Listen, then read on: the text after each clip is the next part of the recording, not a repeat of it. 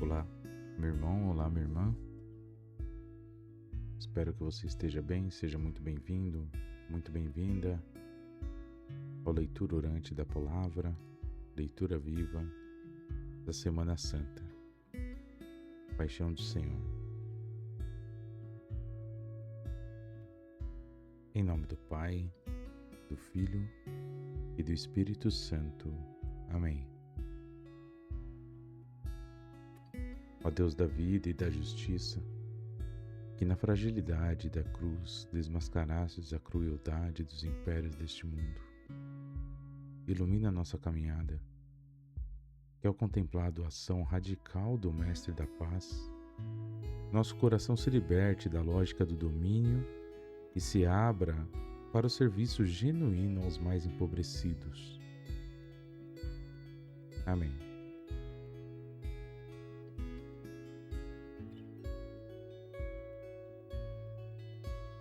E hoje, meu irmão, minha irmã, devido à Semana Santa, nós vamos fazer diferente.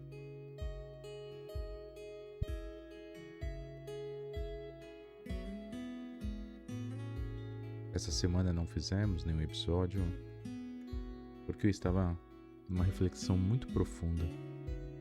Eu fiz a celebração da palavra, no domingo celebramos em comunidade. Na comunidade que eu estava, me veio muito fortemente no momento da homilia, e eu estava co-celebrando. Eu ajudar um colega ministro também, e ele pediu para que eu fizesse a homilia. E tínhamos 2 evangelhos, e já na primeira homilia veio essa questão da escolha de Judas ou Barrabás. Isso de uma forma muito diferente mexeu comigo muito fortemente. Porque eu fiquei pensando, me veio uma inspiração, provocar a reflexão que poucas vezes nós queremos fazer, que é a reflexão de quantas vezes nós escolhemos Barrabás em nossa vida e não Jesus. Naqueles pequenos atos, nas nossas relações cotidianas com a nossa família, com os nossos amigos. Quantas vezes que nós não somos capazes de escolher Jesus e nem nos damos conta disso porque já normalizamos tanto que tudo bem. Escolher Barrabás e não escolher Jesus é escolher pela violência, pela ganância, é escolher por uma razão deste mundo, uma razão estratégica para conseguir alguma coisa que queremos. E geralmente não sempre essas escolhas, são contrárias aos valores do Evangelho do Reino que Jesus nos ensinou. Então, desde domingo de Ramos, eu fiquei pensando tanto nisso, e durante o domingo, com a família, almoçamos, e isso não saiu da minha cabeça até hoje. Tenho pensado muito nisso, o quanto que Barrabás está impregnado em nós, o quanto que nós escolhemos Barrabás e tornamos isso normal. Eu estou falando de mim, porque a hora que eu comecei a pensar como que em comunidade, em sociedade, a gente tem escolhido Barrabás todos os dias, isso foi se tornando tão incômodo para mim, isso foi se tornando tão ruim. E esses dias de Semana Santa, eles foram muito exigentes espiritualmente, justamente porque a Quaresma também foi, e você acompanhou aqui pelo Leitura Viva, todas as reflexões que fomos fazendo. E eu só consigo fazer essas reflexões porque elas saem das conversas com as pessoas, das conversas do dia a dia, com os familiares, com os amigos, com pessoas das comunidades onde eu ando, das paróquias. E todo mundo, de uma forma ou de outra, está bastante preocupado com isso, assim, como que Barrabás está sendo escolhido diariamente. O quanto que a guerra, a violência, a lógica dos impérios, o quanto que essa sociedade se tornou um lugar totalmente inóspito para nós, o lugar onde Barrabás parece ter vencido. Ao contrário da história nossa, da história do povo do reino de Deus, porque a nossa história do povo de reino de Deus, se nós formos pegar os acontecimentos pós-morte e ressurreição de Jesus, nós percebemos que quem ganhou foi Jesus. Mas a gente só sabe disso porque hoje a gente só ouve falar de Barrabás por conta de Jesus. Mas, ao olhar para o mundo, ao olhar para a lógica do mundo, nós vemos justamente o contrário. Barrabás está ganhando a cada dia. Barrabás, que se dizia o Messias e prometia derrubar o Império Romano, e prometia libertar aquele povo do jugo do Império Romano e do domínio das autoridades do templo, que corromperam o templo, a religião, em nome do lucro e do poder. Nós vemos que hoje Barrabás está forte na sociedade, ele está vencendo. Por outro lado, se nós pensarmos na lógica de Jesus, na lógica do reino, quando Jesus de fato vence Barrabás? Não me parece ser quando nós temos uma bancada evangélica no Congresso, não me parece ser quando nós temos marchas que se dizem cristãs, de milhões de pessoas ao redor do mundo. Me parece ser que Jesus, ele vence quando nós vemos aqueles pequenos atos de solidariedade no dia a dia, sabe? Aqueles que não são fotografados, não são instagramados. Aqueles que a gente vê na rua mesmo, pessoalmente. Aliás, isso é uma coisa séria. Se a gente perceber, grande parte dos atos de solidariedade que a gente vê pelo Instagram, eles são para dar like. Não tem outro motivo, porque tudo que é postado ali é só para isso. É para ganhar algo em troca. Ao passo que essas pequenas solidariedades, esses pequenos atos que acontecem todos os dias, aos montes, no mundo todo, e também à nossa volta, são atos pequenininhos, atos que quase ninguém está olhando, na verdade. Só que são atos que transformam o coração das pessoas. E parece que é aí que Jesus ganha. E isso foi o conforto que eu tive essa semana e estou tendo agora, inclusive, com essa reflexão, porque mesmo para começar a gravar a Leitura Viva de hoje, eu falei, eu posso falar da leitura da semana? Eu não queria, porque isso está me incomodando tanto, essa reflexão está me incomodando tanto. Eu vou falar de todas as leituras de segunda-feira até hoje, mas eu não sei. Sabe quando a gente chega nesse momento de eu não sei? Um momento de crise, verdade, crise de fé mesmo. Como eu já tive muitas na vida, inclusive foram elas que me fizeram entrar no seminário, sair do seminário, enfim, fizeram com que eu tomasse grandes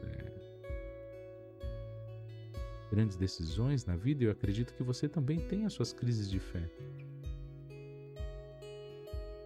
E essas crises são boas porque ajudam a gente a fazer uma reflexão genuína sobre o que nós queremos com o reino de Deus, qual é o nosso compromisso, o quanto nós estamos prontos para de fato assumir o reino de Deus em nossas vidas.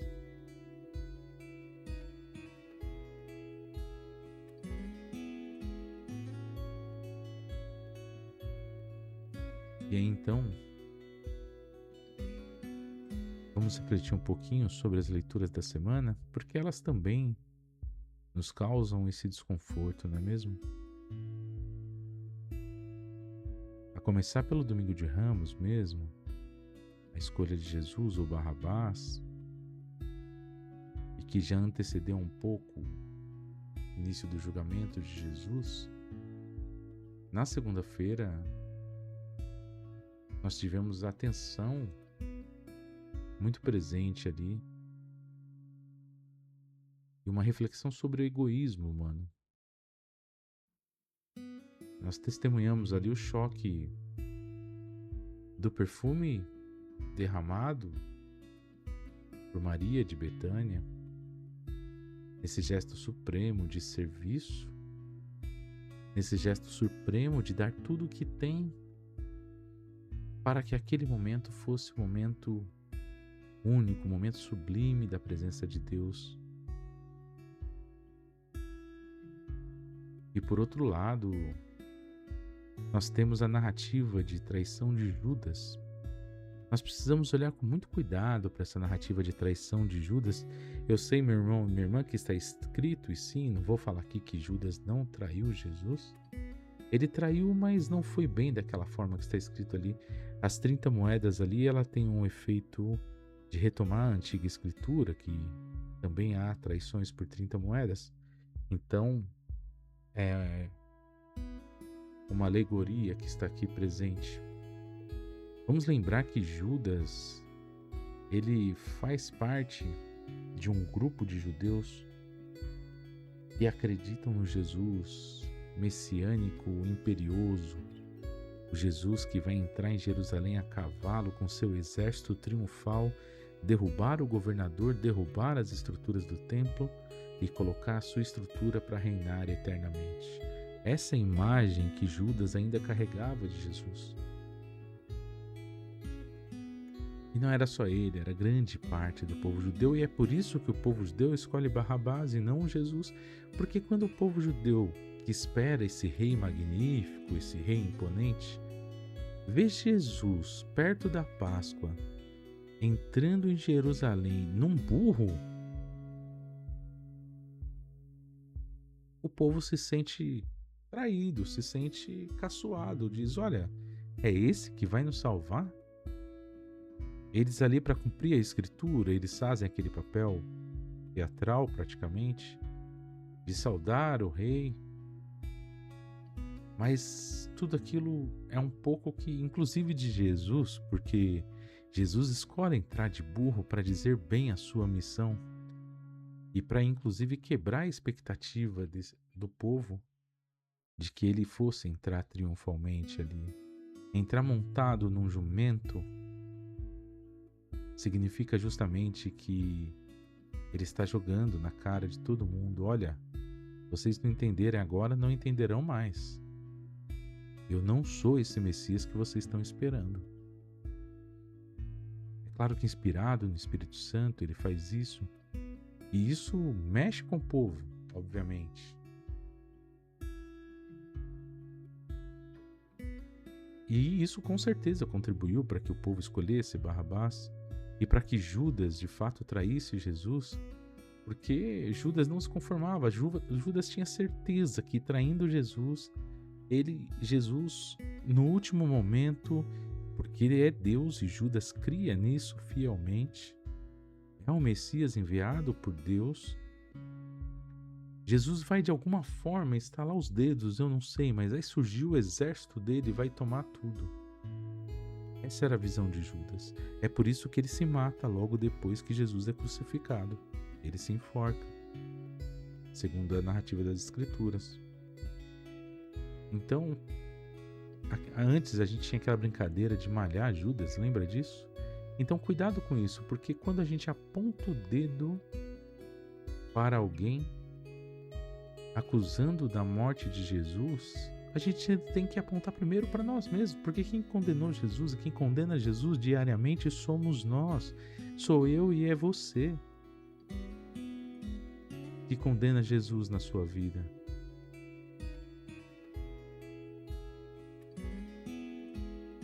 Então, a segunda-feira já começou com essa reflexão, qual eu trago aqui nessa perspectiva, que é bastante exigente de nós também. É claro que na Torá, principalmente no Êxodo ali, nessa liturgia de segunda, mas passando para quarta-feira já ali, quando o Êxodo traz que o preço da indenização por um escravo ferido, né?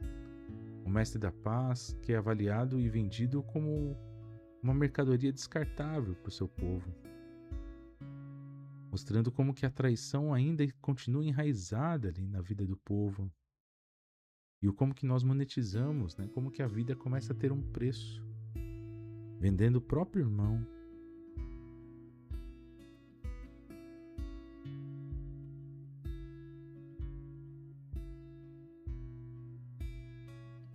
Na quarta-feira também nós tivemos a negação de Pedro e percebemos como que o medo o assombra também e habita a própria comunidade que vai seguindo. Todo mundo está perdido, na verdade. Ninguém sabe o que fará agora sem a presença de Jesus. O medo, a insegurança. Porque quando a gente não tem a certeza da presença de Jesus na nossa vida, quando a gente não tem a certeza, a garantia de que Jesus está ao nosso lado, de fato a gente se perde. Mesmo que a gente saiba que Ele está e nós que não estamos com Ele. Quando fica difícil, parece enxergá-lo ao nosso lado. Então perceba que na segunda para quarta-feira, né, vem essa frequência dessa reflexão. Por um lado, Maria de Betânia derramando todo o seu amor, depois Judas traindo Jesus, Pedro negando e toda a insegurança, toda traição, tudo isso está nessa Semana Santa, nos levando a reflexões sobre coisas que nós fazemos no dia a dia em relação a Jesus. A venda de José como escravo no Êxodo. Quando que nós vendemos um irmão, não é mesmo? Por ciúme, muitas vezes. Então vejam, essa reflexão toda da semana, com sentimentos muito comuns nossos, do dia a dia. Sentimentos e ações que nós cometemos todos os dias. E daí, para ajudar na quinta-feira, é justamente quando a memória da Páscoa é narrada para nós nas Escrituras. E Jesus institui uma nova Páscoa, uma nova passagem. E aqui Jesus nos traz, penso que seja o grande segredo da vida cristã. O que eu faço com tudo isso, né? O que eu faço com todo esse medo, toda essa insegurança, todas essas crises que a gente vai tendo de fé? O que eu faço com tudo isso, Senhor? Quando eu sei que eu sou tão pequeno e pecador, quando eu sei o que eu tenho que fazer, mas parece que há um abismo, há uma parede entre o que eu tenho que fazer e eu sei e aquilo que eu faço todos os dias. E Jesus nos ensina na liturgia da quinta-feira exatamente o que temos que fazer.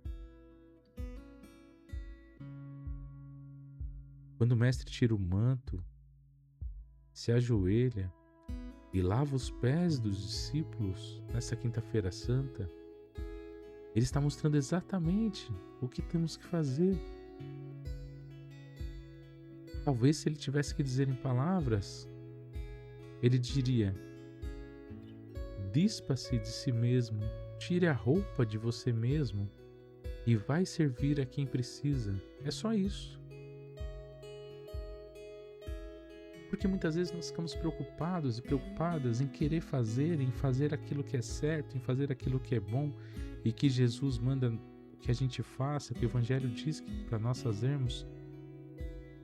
Mas é tão simples. Jesus, em toda a sua mansidão e sabedoria, Ele não nos deixa dúvidas.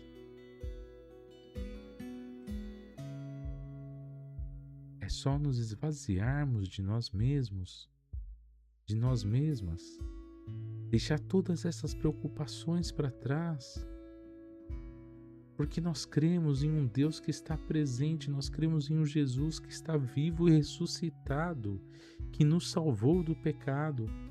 Nós não estamos mais sob o jugo do pecado, nem o jugo da lei. A única coisa que precisamos fazer é tomarmos propriedade disso e servir a quem precisa. Porque não somos nós que estamos aqui, é Jesus que está em nós. O esvaziamento é necessário para que a gente tenha essa certeza de que se a gente se colocar a serviço, a nossa vida vai ser tomada por Jesus. E se colocar a serviço, meu irmão e minha irmã, não é um dia por mês a gente se colocar a serviço, não. É fazer da nossa vida um serviço àqueles e aquelas que mais precisam. É encontrar o sentido da nossa vida no serviço àqueles e aquelas que mais precisam.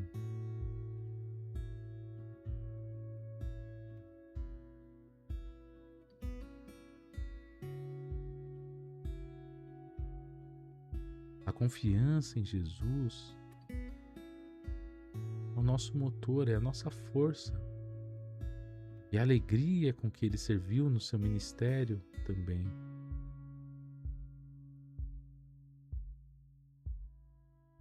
Por fim, nós chegamos na liturgia dessa sexta-feira, então. E a liturgia dessa sexta-feira, os cânticos do profeta Isaías, ele nos traz o cântico servo do Senhor, que é justamente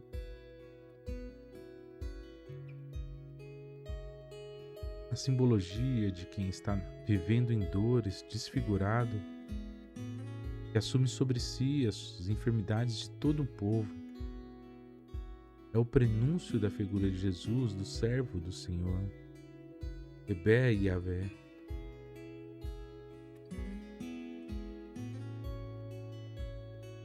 Quando nós vemos a figura de Jesus na cruz, e antes da cruz, todo o caminho do Calvário, sendo humilhado, torturado, cuspido, violentado, nós vemos que ele tomou para si todas as dores do mundo para nos salvar dos nossos pecados. E então no Evangelho de João, nós vemos que esse servo se coloca para ser julgado pelos tribunais do mundo e é condenado pelos tribunais deste mundo. A Pax Romana, que é o projeto da paz imperial mantida pelo militarismo de Roma, condena sem nenhum pudor a Jesus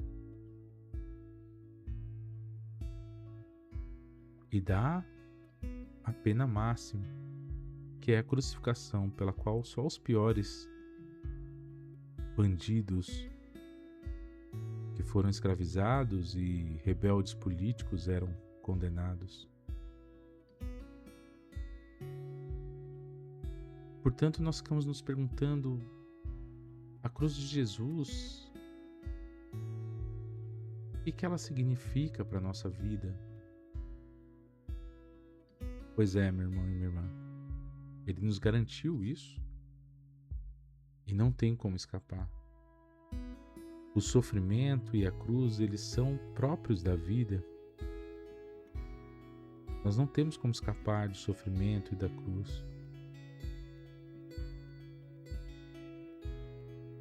Ele é a consequência das nossas ações, e se nós nos colocarmos a serviço, se nós servimos aos pobres e aqueles e aquelas que mais precisam, a cruz estará ali também.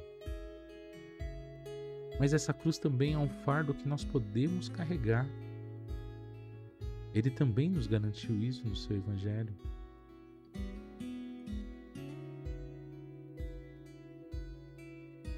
Então a veneração à Santa Cruz não é para nós hoje, na Sexta-feira Santa, uma submissão passiva. Não é para nós hoje um ato de entrega à cruz. Muito pelo contrário, é assumir a nossa cruz, assumir que nós também vamos passar pela cruz porque somos seguidores de um crucificado, seguidoras de um crucificado. Só que nós não nos contentamos com a cruz. Assim como Jesus não se contentou com a cruz, porque ele foi morto e ele ressuscitou. nós também ressuscitaremos.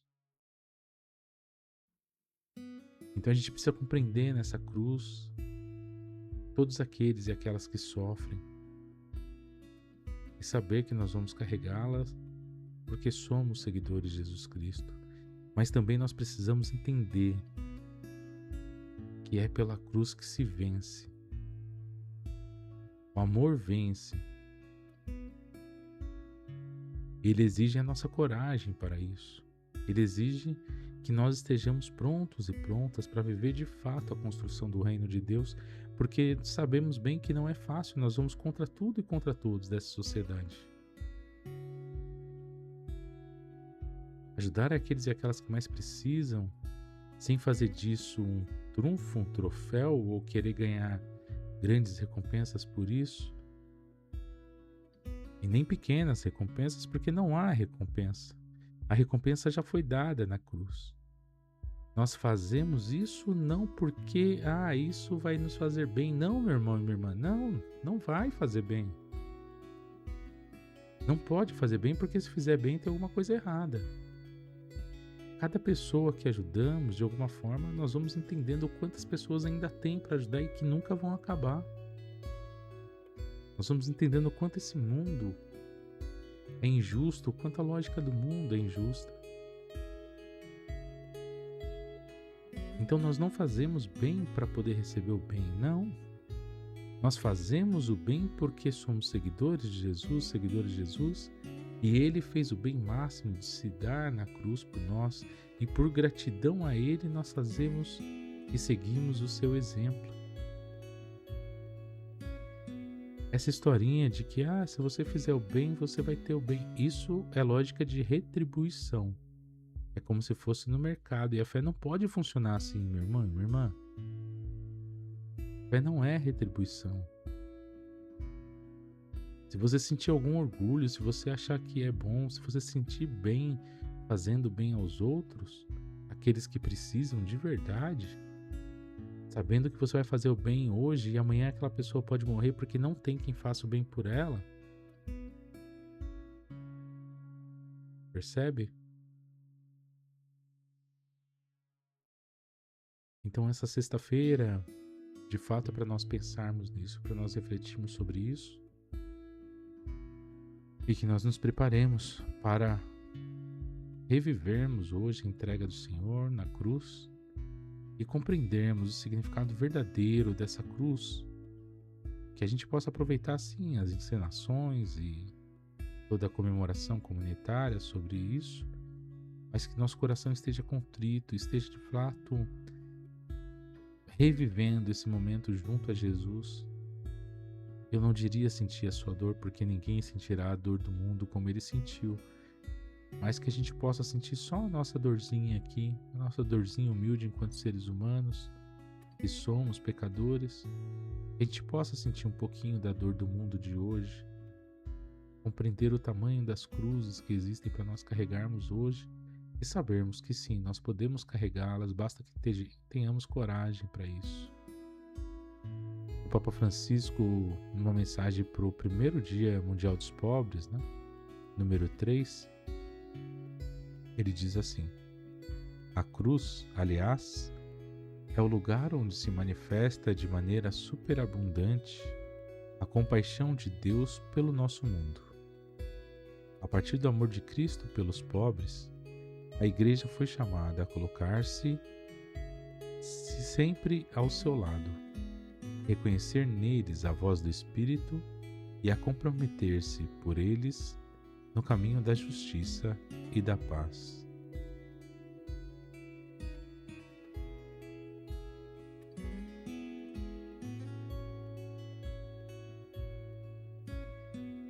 Minha irmã, meu irmão, eu desejo que você tenha uma ótima Sexta-feira Santa, uma ótima Páscoa. E que o Senhor possa ressuscitar na tua vida e que você ressuscite também. Que você morra hoje com o Senhor para muitas coisas. E de fato você veio pensando essa quaresma para as coisas que você tem que morrer, que você possa hoje sim deixá-las todas na cruz do Senhor. E que na Páscoa você possa ressuscitar junto com Jesus. um novo homem, uma nova mulher, para que esse nosso ano seja um ano santo, um ano de muitas atitudes, muitas ações para a construção do reino de Deus. Amém? Deus de imensa ternura, ao contemplarmos o teu filho pregado no madeiro, não vemos a derrota, mas a semente de um mundo novo. Ensina-nos a viver o verdadeiro Shalom e o amor incondicional no meio dos conflitos de nossa história. Maria, mãe dos oprimidos, que não fugiste diante da brutalidade do império, ajuda-nos a permanecer solidários aos que hoje clamam por justiça e pão. Por Cristo, nossa libertação. Amém.